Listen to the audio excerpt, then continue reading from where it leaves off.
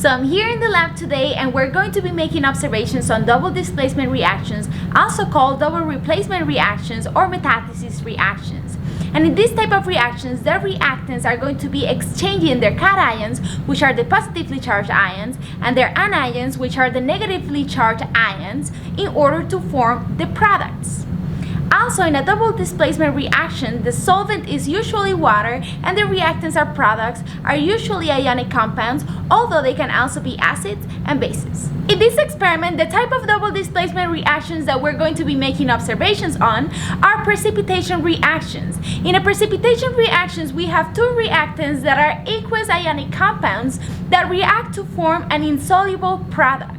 This insoluble product is called the precipitate, and the solvent and soluble components of the reactions are called the supernatant or the supernate. We can look at the solubility rules to determine if any of the product is going to be forming a solid precipitate.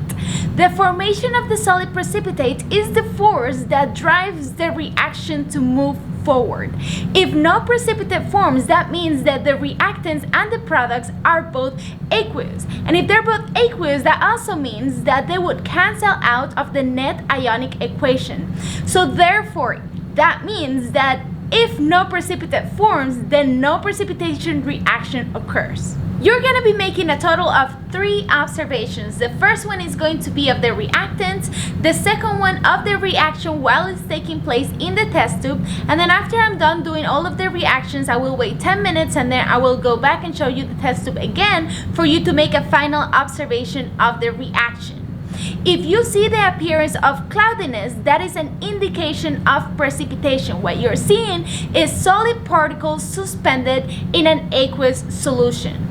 Also, it's important to understand the difference between clear and colorless. If something is clear, it means that you can see through the solution, whereas if something is colorless, it means that it has no color. So something can be clear and have a color, and something can be clear and colorless.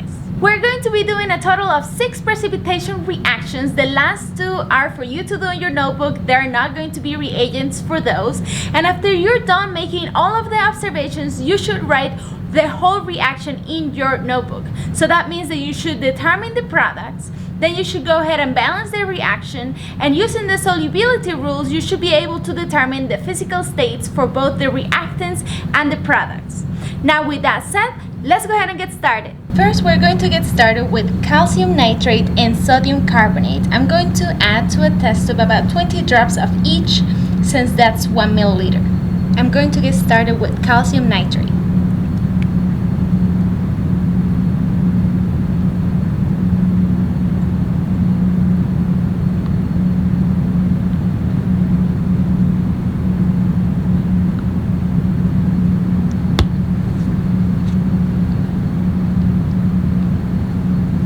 And now sodium carbonate.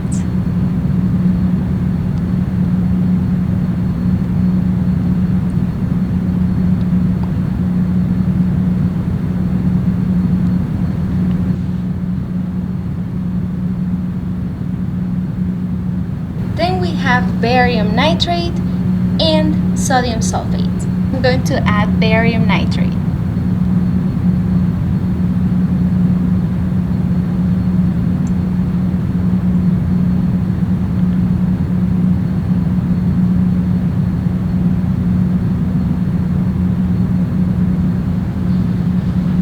Now I'm going to add sodium sulfate.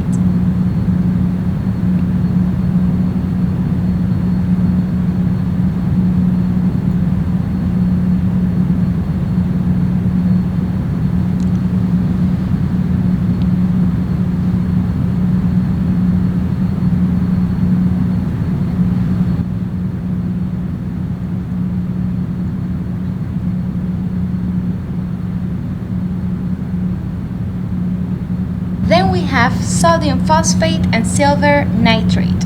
I'm going to add first silver nitrate since you can't really make an observation right now due to the color of the bottle. Here goes silver nitrate.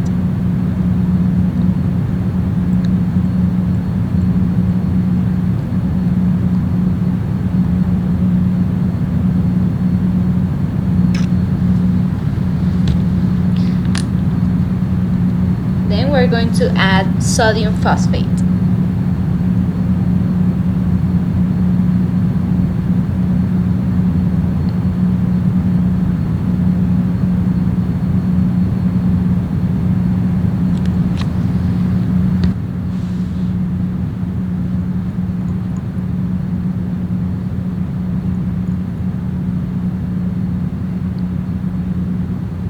Then we have chromium 3 nitrate and sodium carbonate. I'm going to add first chromium 3 nitrate.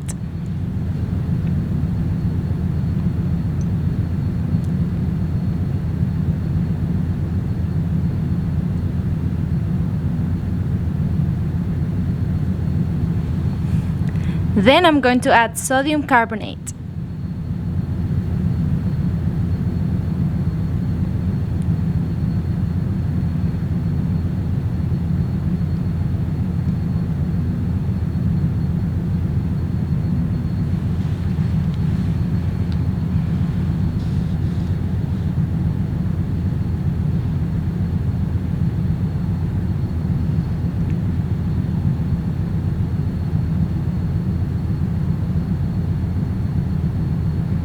Next, we have sodium hydroxide and copper 2 sulfate. First, we're going to add copper 2 sulfate.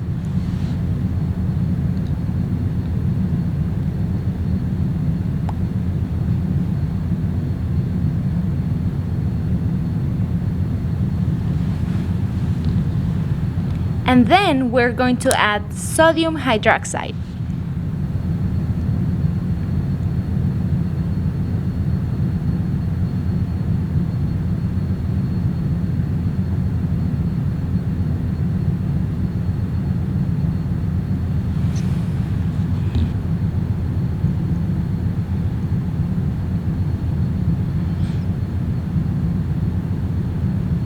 Here we have strontium nitrate and sodium bromide. This is going to be our last reaction. First, I'm going to add strontium nitrate.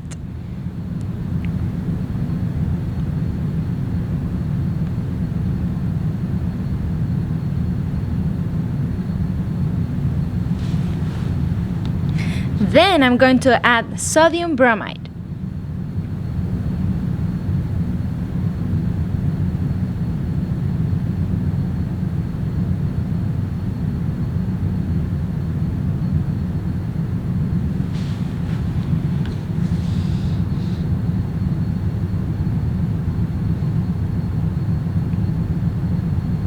Okay guys, 10 minutes have passed, so now you can make your final observations. Test tube number 1 was the reaction between calcium nitrate and sodium carbonate. Test tube number 2 was the reaction between barium nitrate and sodium sulfate. Test tube number 3 was the reaction between sodium phosphate and silver nitrate. Test tube number 4 was the reaction between chromium 3 nitrate and sodium carbonate. Test tube number 5 was the reaction between sodium hydroxide and copper 2 sulfate.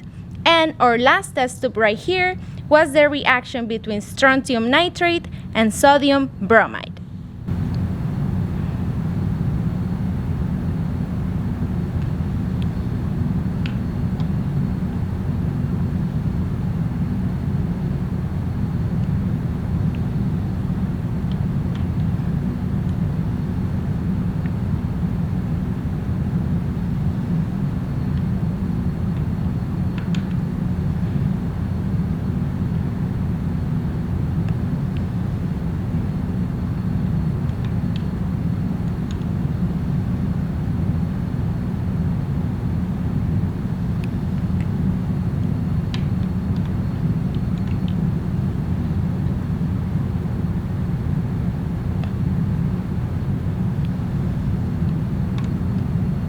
Thank you guys for paying attention. If you have any questions, you can leave me one in the comment section, or you can contact your lab instructor for further assistance. Other than that, thank you guys so much for watching, and I will see you next time.